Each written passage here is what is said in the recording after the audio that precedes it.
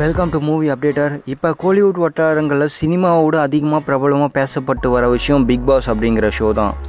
விஜய் டிவியில் ஒளிபரப்பப்படுற இந்த ஷோக்கு ஆல்ரெடி ஏகப்பட்ட எக்ஸ்பெக்டேஷன் இருக்குது.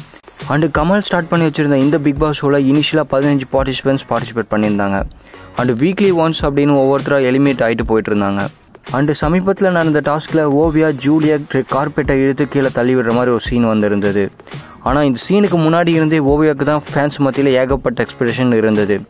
அதுக்காக Oviya fans Oviya army save Oviya அப்படின்னு டேகெல்லாம் போட்டு அவங்களுக்கு சப்போர்ட் பண்ணியிருந்தாங்க. ஸோ இப்போ இந்த பிக் பாஸ் ஷோவில் ஓவியாவுக்கு ஆப்போசிட்டாக ஒரு சில சீன்ஸ் எல்லாம் காமிக்கிற மாதிரி வந்துட்டுருக்கு. அண்ட் இதை பார்த்த பிக் பாஸ் ஃபேன்ஸ் எல்லோரும் என்ன சொல்லியிருக்காங்க அப்படின்னா, என்ன நடந்தாலும் ஓவியாவுக்கு எங்களோட சப்போர்ட் எப்போவுமே இருக்கும் அப்படின்னு சொல்லியிருக்காங்க. அண்டு சமீபத்தில் சிவகார்த்திகேயனோட ஒரு பேட்டி ஒன்று நடந்திருந்தது. அதாவது ட்விட்டரில் சிவகார்த்திகேயன் லைவ் சாட் பண்ணியிருந்தார் அவரோட ஃபேன்ஸ் கிட்ட. ஸோ அப்போ ஒரு ஃபேன் ஓவியாவை பற்றி நீங்கள் என்ன நினைக்கிறீங்க அப்படின்னு சிவா கிட்டே கேட்டிருந்தாங்க.